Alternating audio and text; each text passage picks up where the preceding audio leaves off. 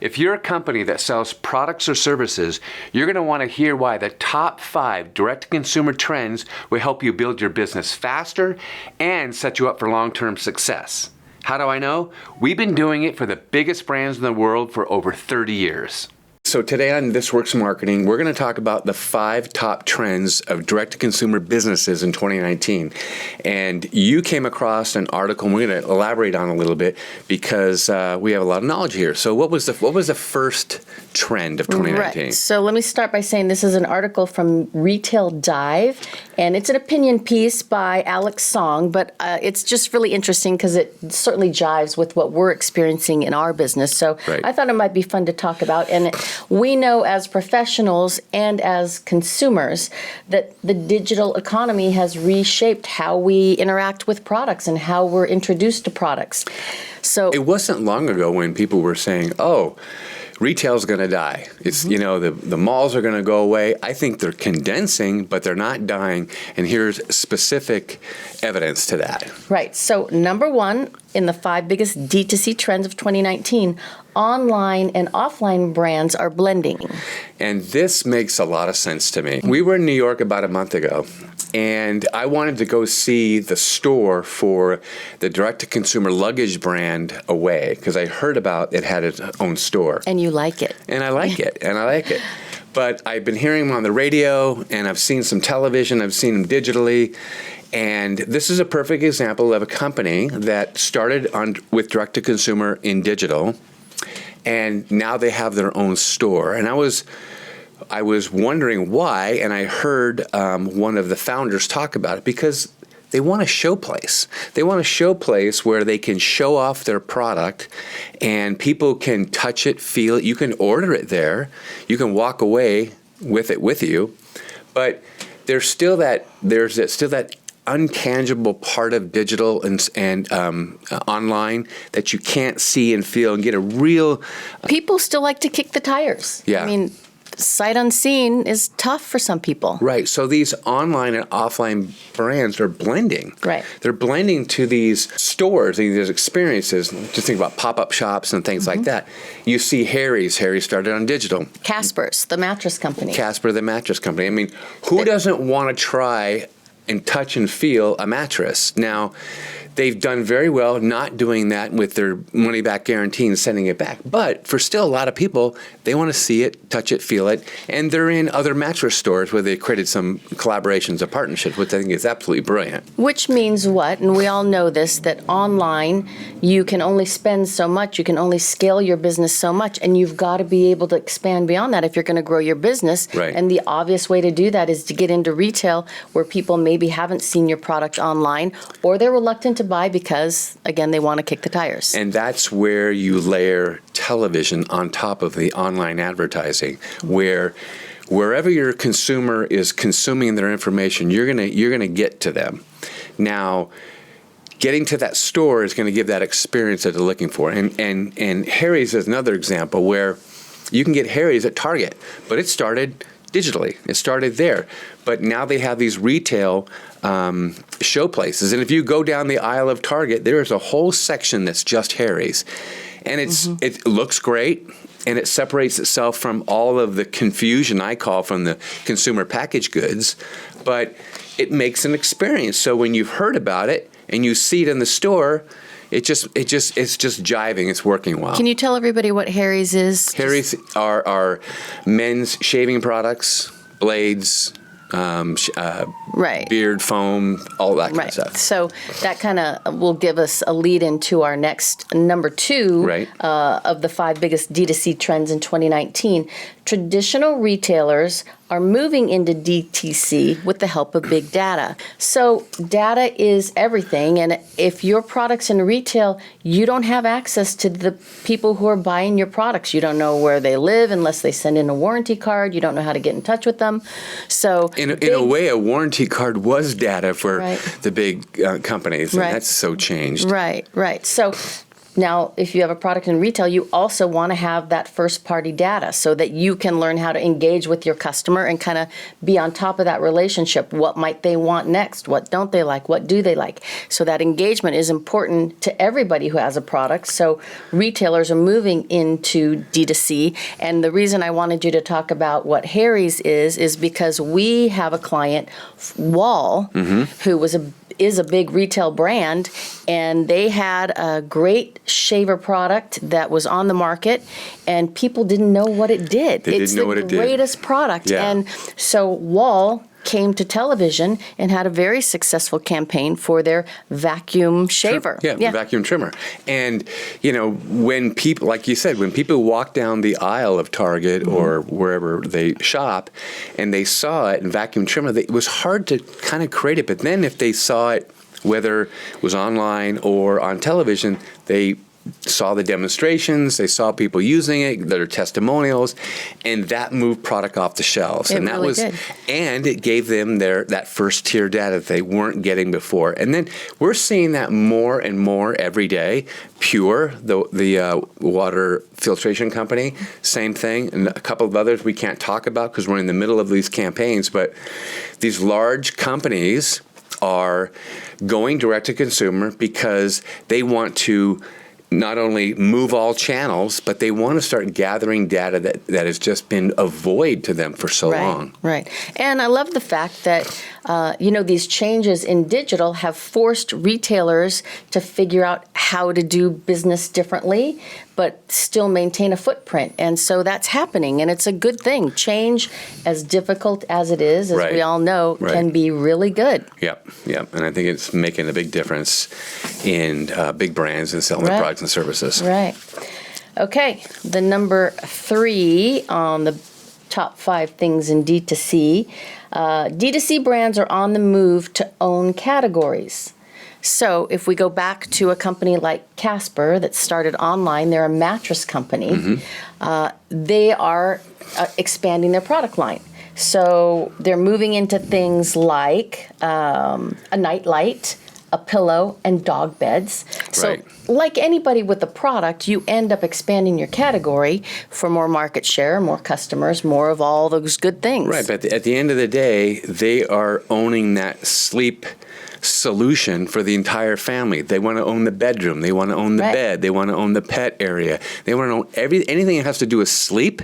They want to own. That's how they want to be known, as a sleep company. Right. Absolutely. Just like Harry's or just like Dollar Shave Club, there's foams, there's soaps, there's beard waxes. There's they're trying to own that whole category so you stay within the brand and you end up having that customer for life. Right. Whatever they're doing. Right. Okay. So do you remember Bombas? Do you remember what Bombas is?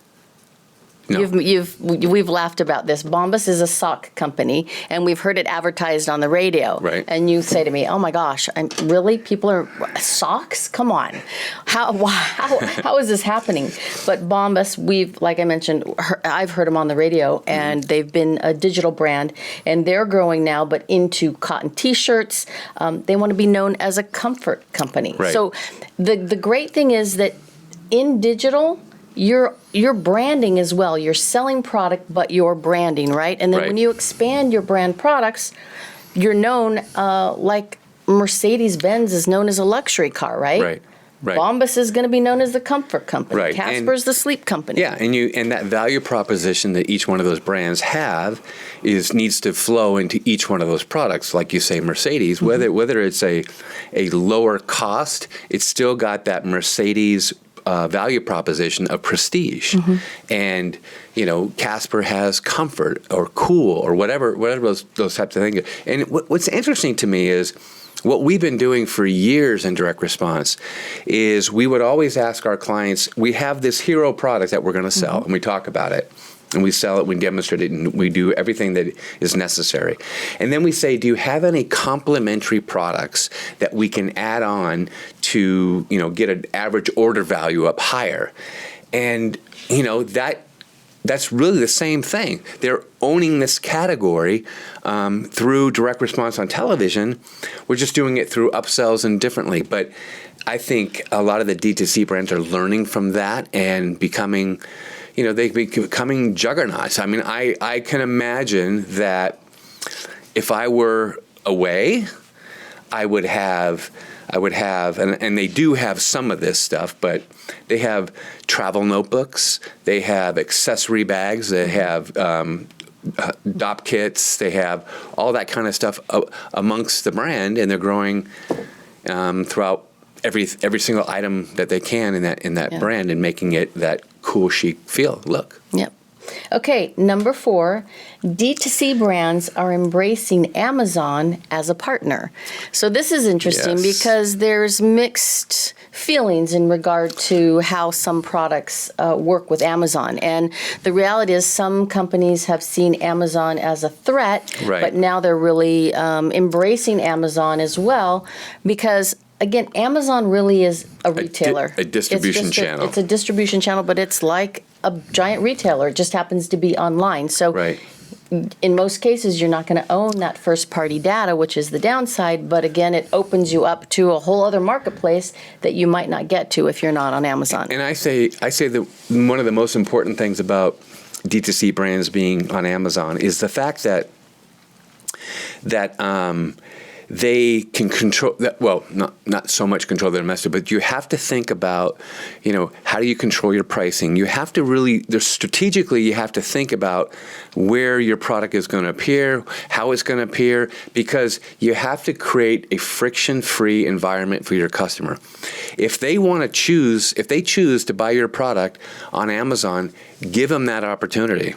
If they choose to go retail, give them that opportunity. If they choose to do it on their phone, give them that opportunity. Because I believe the consumer doesn't care anymore. They don't care. They're not worried about where they're putting their credit card or anything like that. They just want to know, how can I get what I want as easily as possible? And the brands that we're working with are absolutely embracing Amazon, and it's all part of the attribution as well. When you go in performance marketing, what's your Amazon sales doing when you're marketing? What are your company online sales doing? What's happening in digital? What's happening in television? And it all is attribution to the bottom line of ROI. But the key is going to remain, you're going to want to be a D2C customer. Right? In the D2C business. For the reason you want to keep that customer first-party data. Right. And at least you'll have learnings that then you can deploy through Amazon or wherever else you might be selling the product. Right. It's better